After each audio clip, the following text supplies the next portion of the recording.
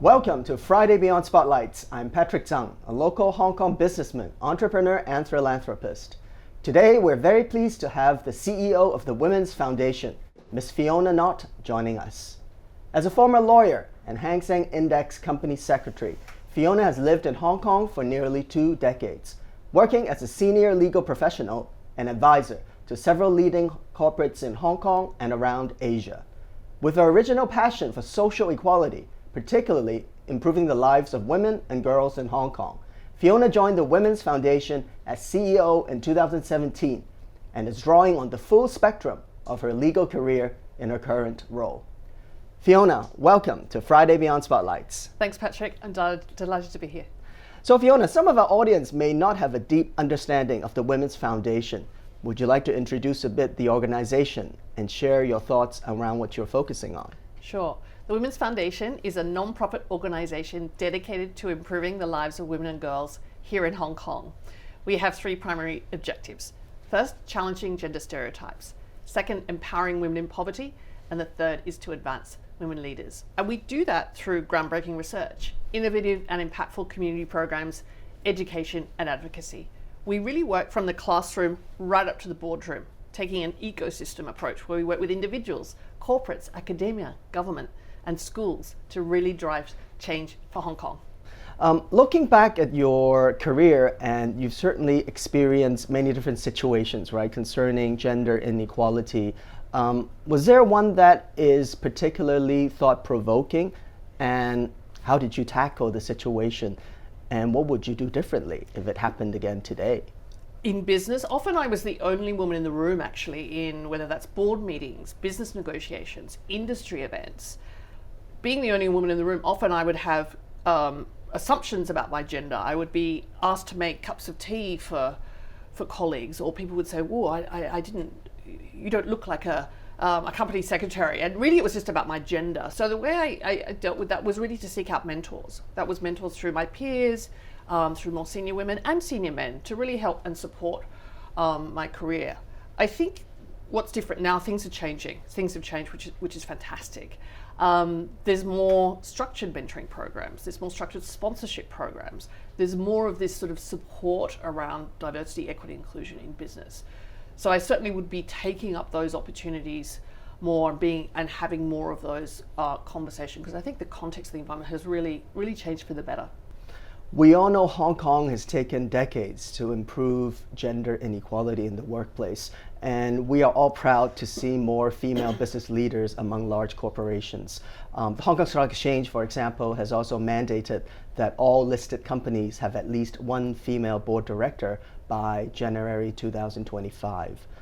What do you think each party, government, businesses, communities can do to further improve gender equality in the workplace? We are still at only 19% women on Hang Seng Index boards, but we are going to see more change in the future, because we are still behind markets like Singapore, the UK and the US. So I think this is an opportunity, for a pivotal moment for business to really go further. We should be aiming for 50% women on boards. We should be setting targets next of 30%. And businesses can then look at, well, what's happening in my workforce? How can I set targets for that female representation across the workforce? And then it's implementing things like sponsorship programs, mentorship programs, looking at aspects like flexible work, gender neutral parental leave, and flex work to enable men and women to take up those opportunities. And it's also a good opportunity to go even a bit more deeper, because there's not one size fits all to DE&I. It's relevant to the industry, the company, but also individuals and challenges that mature women might be facing as they're older, ethnic minority women with a different sexual orientation. And those nuances can be explored to really support inclusion within a company. Let's talk about government and the macro, because while we're seeing some great developments in business, we do have some structural challenges in Hong Kong. And one thing we're quite concerned about is the low female workforce participation rate in Hong Kong. We're only at 48%, whereas Singapore, Australia, mainland China are all over 60. So it means there's a lot of women not participating in the formal economy. What caused that? A lot of this is around caring responsibilities and gender stereotypes that really say that the woman's role is really in the home and the man is at work. And so there's a few of these real structural issues in Hong Kong. A study from the Labour and Welfare Bureau commissioned with women in their 40s and 50s from low income and ethnic minority backgrounds found that a third of them want to contribute to the workforce, but they can't find part-time jobs or flex jobs that support their caregiving responsibilities. Also, a study from the Equal Opportunities Commission in Hong Kong found that more than 50% of employers in Hong Kong will not hire women with children. It's quite a staggering statistic. So I think government has a role to play. I know the government is very aware of this and starting programs and initiatives. So we need to all work together to make this Which would be a nice segue to my next question. As a businessman, as a husband and director of many corporations in Hong Kong, I've been thinking about how to contribute more to women's empowerment in the workplace. Fiona, do you have any insights or tips that you can share with me? Great question. Well, I think the first thing is your commitment and even asking that question is fantastic. That's you making that commitment, and the tone from the top from business leaders and directors is incredibly important. So that's the first thing, and I congratulate you on that. A few tips: you can spend some time understanding women's experience, really getting them to share maybe some of the challenges that they're facing at work. You could sponsor women, you could mentor women, you could start looking at some of the policies in organizations and fostering that sort of culture, within an organization of sharing and learning about each other. And in fact, we do have a Male Allies program at the Women's Foundation. We've had over 800 men and women go through that program. And these are business leaders who are committed to advancing gender equality in their organizations and their spheres of influence across Hong Kong. So they come onto our program and they learn and are inspired, and then they go back to their organizations. They change policies, they mentor, they leave the office early when they have caring responsibilities. These are all great ways to engage. And in fact, we're now taking that concept to the next generation. We've built a Young Allies program for university-age young men to really help them understand the impact of gender stereotypes and to set them up as inclusive leaders and champions of the future. I definitely agree with you that to effectively promote women empowerment, we should target the young generation as they are our future leaders. Our team also dedicates our time to working with and coaching underserved teenagers. The key challenge we encounter sometimes is to encourage them to challenge their own limitations and to think outside the box. Do you see similar situations in your own work, and what can we do to support their growth? Yes, we do. And I think it's right you're doing those initiatives, because I think individuals and business really have a great role to play to support that next generation. But we do see that, and particularly around our work to close the gender gap in STEM, and that's around science, technology, engineering, and mathematics. From our research, we've found that boys are 4 times more likely than girls to take those subjects and careers. So we're really seeing that gender gap around those subjects, and a lot of that relates to the stereotypes and the messaging that girls are receiving from society, from home, even from teachers, that these are subjects that boys are better at. These are boys' subjects, and these other subjects are for girls. And so that's a mindset that we want to overcome. And so to do that, we show them different experiences. We try and take them outside the box in that sense and show them different experiences. For example, we'll take them to Disney. They'll meet female role models who are engineers. They'll get to see how that technology and engineering works behind the scenes. So that can really inspire their thinking. So these are the types of things that we endeavour to do on our program, because we're trying to get them to think outside the box, which is the standard societal message that this is something that's not for girls, which is just not true. And we're seeing impact from that, which is fantastic. And some of our girls now from that program are starting to go to university and take STEM subjects, and we couldn't be more proud. So Fiona, I understand you are keen to support the personal development of a younger generation. Can you tell me more about what the Women's Foundation is doing in particular to help marginalized young women in Hong Kong? Absolutely. We have a key aim to support underprivileged girls in Hong Kong. One of our key initiatives is our Girls Go Tech program, where we're developing young girls' interests, self-efficacy and confidence around STEM, science, technology, engineering and maths, to really set them up for the jobs of the future. Another initiative we have is a tutoring and mentoring initiative for underprivileged girls paired with business leaders, and that we've seen incredible impact in supporting the self-confidence and learning journeys of girls.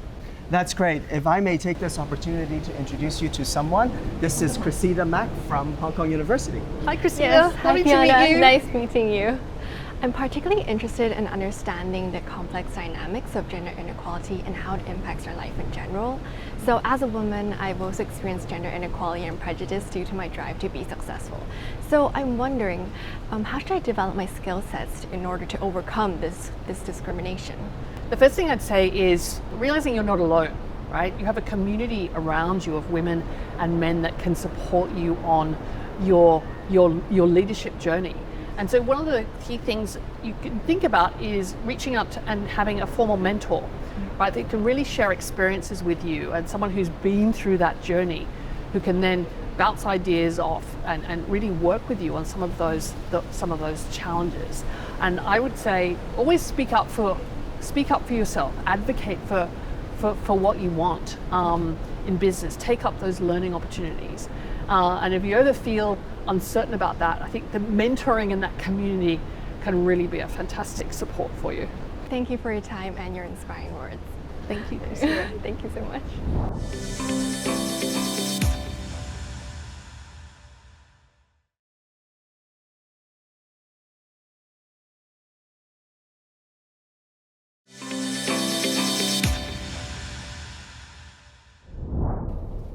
Welcome back to Friday Beyond Spotlights. We have with us today Fiona Nott, CEO of the Women's Foundation. Who is Fiona behind the spotlights? In this show and tell segment, Fiona will show us an item that has special meaning or significance to her and help shape who she is today. Fiona, could you show us the item that has special meaning for you? Sure. What I have with me here is a quote from the late Supreme Court Justice in the United States, Ruth Ginsburg. This quote is, "Fight for the things you care about, but do it in a way that leads others to join you." Wow, So this is very special. Yeah, we have this in our office at the Women's Foundation because this is something that really inspires me. Throughout my career, I've had a passion for children's literacy and women's empowerment. And when I look at this quote, it reminds me of really fight for the things that we care about, but do it in a way where we're learning from others, where we're learning from the listening to others, experiencing all that diversity of others. And when we come together, change is really unstoppable. So this for me really inspires me sometimes when challenges are hard or we think we're not making change quick enough, that actually when we bring everyone along together, we can spark incremental change, and then that then becomes transformative change for society. Why Ruth Ginsburg? Can you tell us more about her or why she inspired you? Ruth Bader Ginsburg deeply has inspired me my whole adult life, really. She is one of the few women to go to Harvard Law School. I think in her class she was one of 9 women with over 500 men. She really is a trailblazer.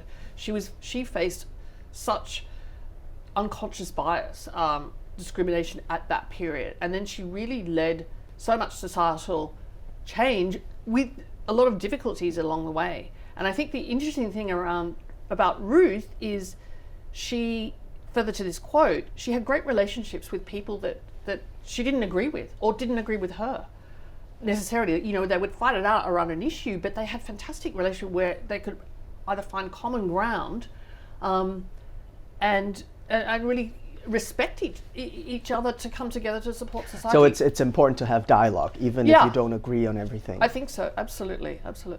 Fiona, in your journey in advocating for gender equality and women's empowerment, you must have experienced challenges, right?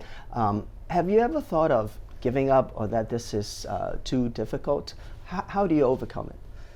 It's a great question, and I think sometimes you have those moments and you have those thoughts. It's hard. And when we look at how far we are away from gender equality, I think we're in this region, we're over 130 years away from achieving gender equality.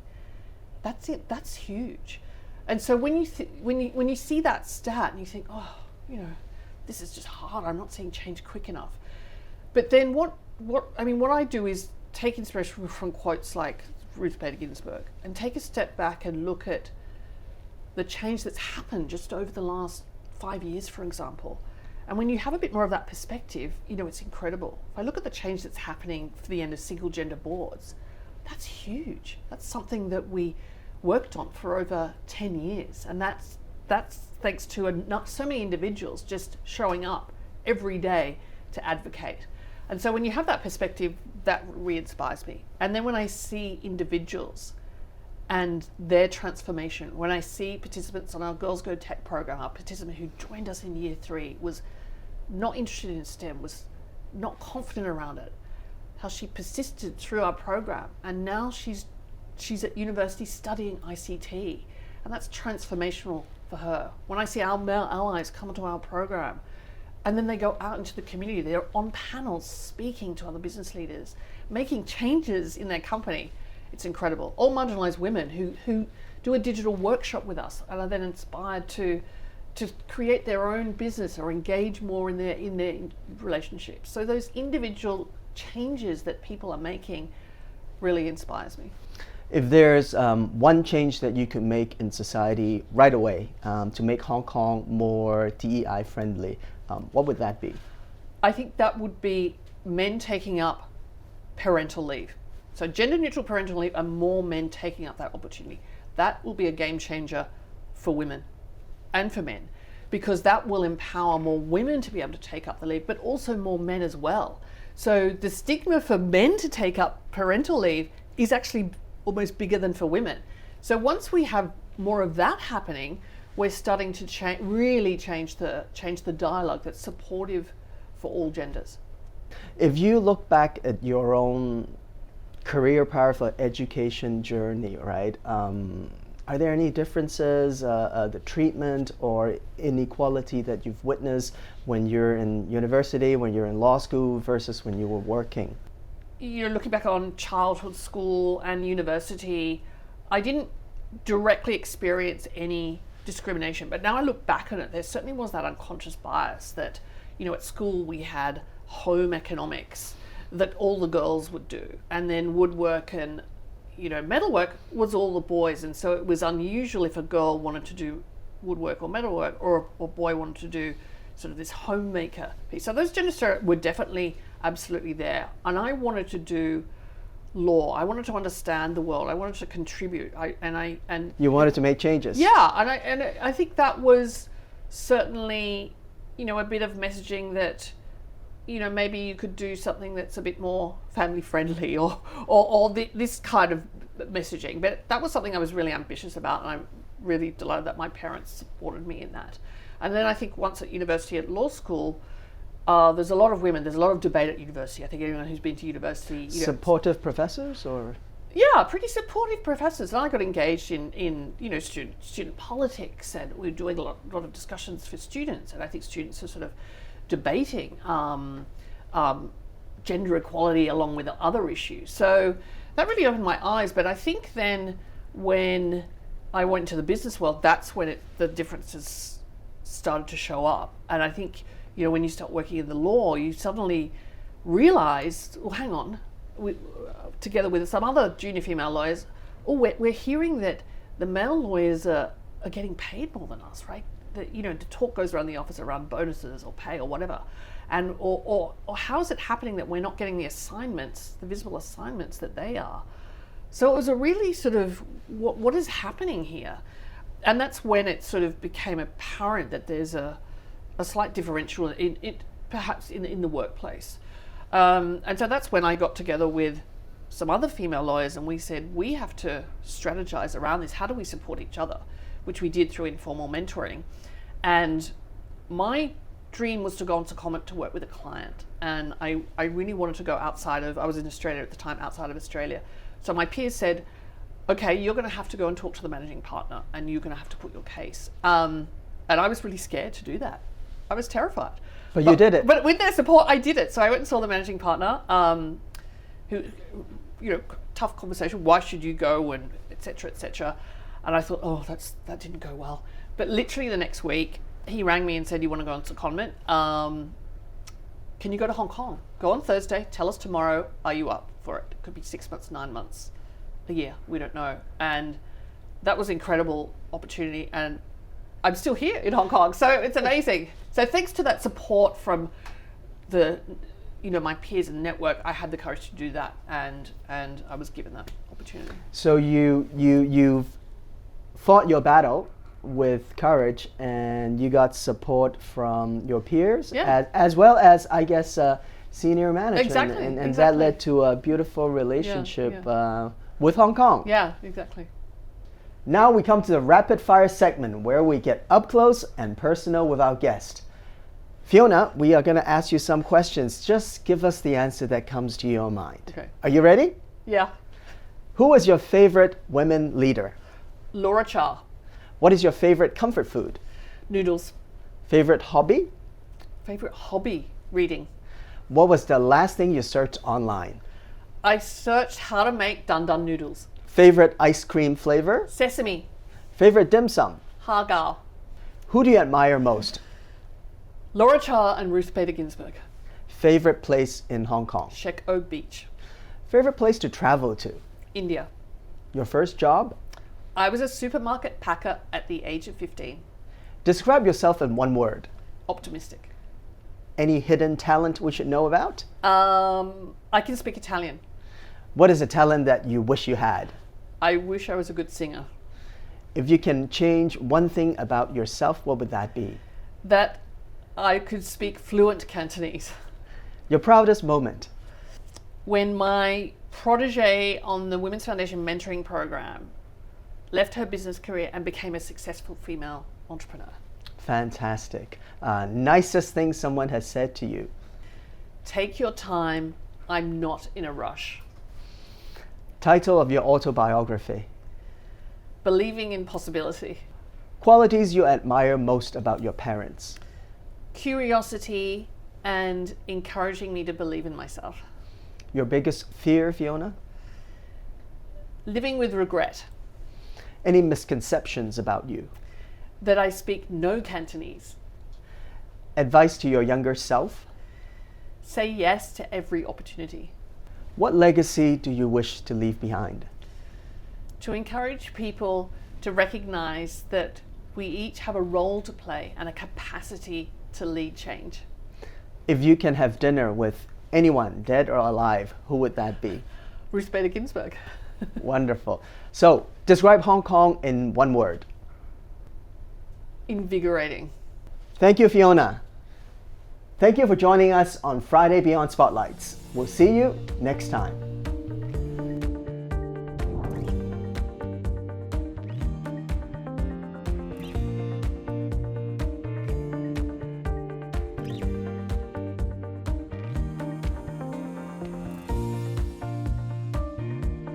Thank you for joining us on this third season of Friday Beyond Spotlight. We are grateful for your support. See you next season.